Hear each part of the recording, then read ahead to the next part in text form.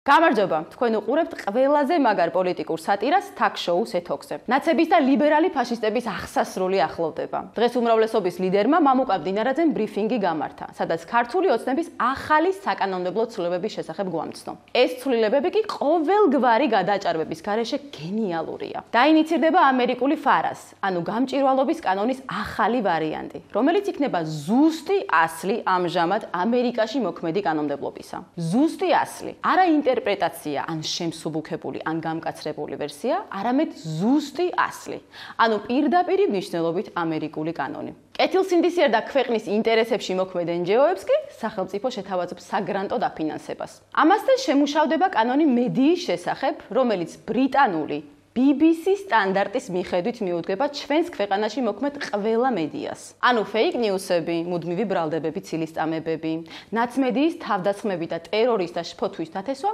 დარეგულირდება. ჰალილუია! გამკაცრდება ნარკორეალიზატორებისადმი მიდგომა და გაიზრდება ანტინარკოტიკული პოლიტიკა. ანუ ჟარგონი რომ მოვიხმოთ, ბარიგებო, თქვენს NGO-შნიკებით ცუდ დღეში აღმოჩნდებით. და რაც ყველაზე მთავარია, პარლამენტში შეიქმნა ნაციონალური მოძრაობის რეჟიმის დანაშაულების საგამოძიებო კომისია, რაც მოძალა და რეჟიმის და მათი ავადი წარმომადგენლების, ვინც 9 წლის მანძილზე საკუთარი ქვეყნის და ხალხის წინააღმდეგ დანაშაულებს ჩადიოდა, საფუძვლიანად გამოიძიებს. ასე რომ ლიბერალ ფაშისტებო და ნაცებო ძალიან ცუდადაა თქვენი საქმე. სამართალი ურმით დადისო, მაგრამ როგორც იქნა, ის თქვენს მოგიახლოვდათ.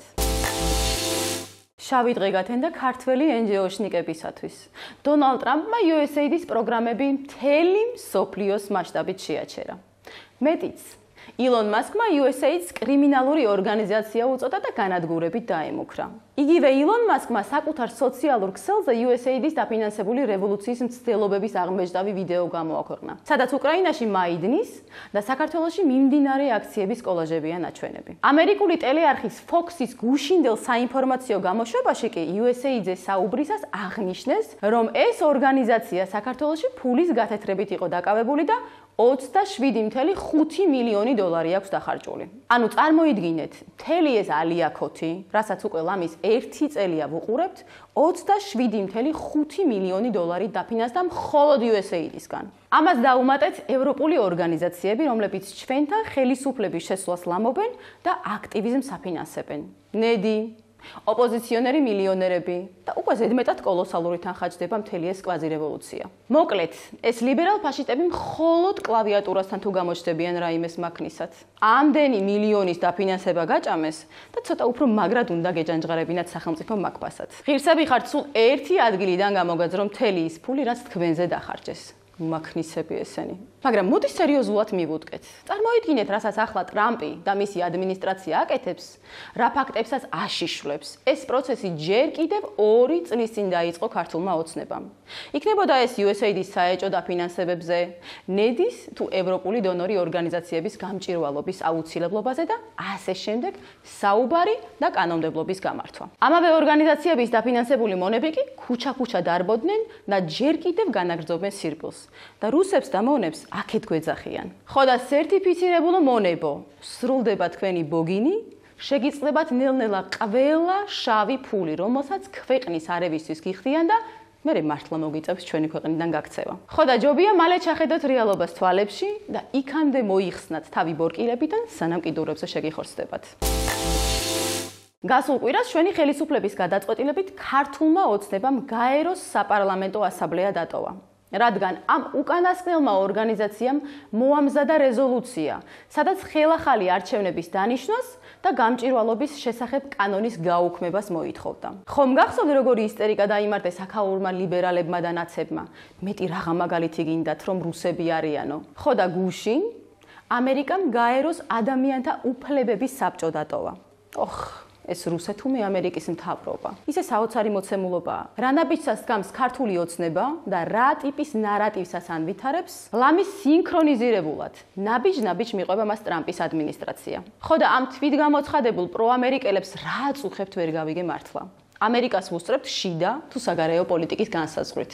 მეტი რაღა პროამერიკული კურსი გნებავთ ქალბატონებო და ბატონებო. ქართველი NGO-შნიკები კი არიან ნერვული აშლილობის ზღვარზე. აგერ ერთ-ერთმა ტიპურმა NGO მონამ ვინმე თამთა მიქელაძემ ტრამპს უკვე ნეოფაშისტი უწოდა და მსოფლიოსათვის უდიდეს პრობლემად გამოაცხადა. ტრამპი არის სერიოზული პრობლემა, ის რეალურად წარმოადგენს ხო ნეოფაშისტურ ძალას. ოკ, ძვირფასო. გააგრძელე გრანტების ჭამა, სანამ შეგიძლია თორემ ხომ ხედავ, ნელ-ნელა იკეტება თქვენი მონობისათვის დაფინანსების გზები.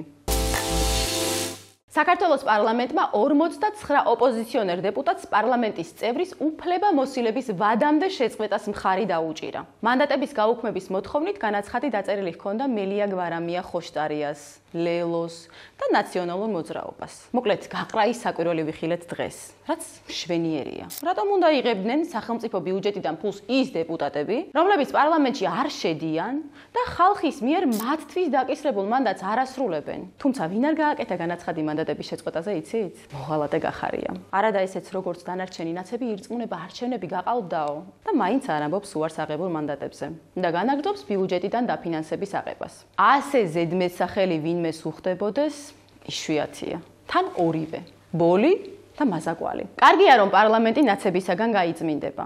მაგრამ ახლა ყველაზე მნიშვნელოვანია რომ ეს ნამდვილი მონები, ქვეყნის ამრევები, დაფინანსებული უცხო ქვეყნის აგენტები და ფაშისტები საერთოდ გაქრნენ პოლიტიკური ველიდან. აი მაშინ ნამდვილად ამოისუნთქებს ქვეყანა და განვითარების შეუქცევად კურსს დაადგება. პოლიტიკურ ველსაც გააჯანსაღებს და გაჩნდება ადგილი ეროვნულ ინტერესებზე მზრუნველი ახალი პოლიტიკური პარტიებისათვის. დღეს ამით გემშვიდობებით. შევხვდებით შემდეგ კვირას კვლავ ეთოქზე.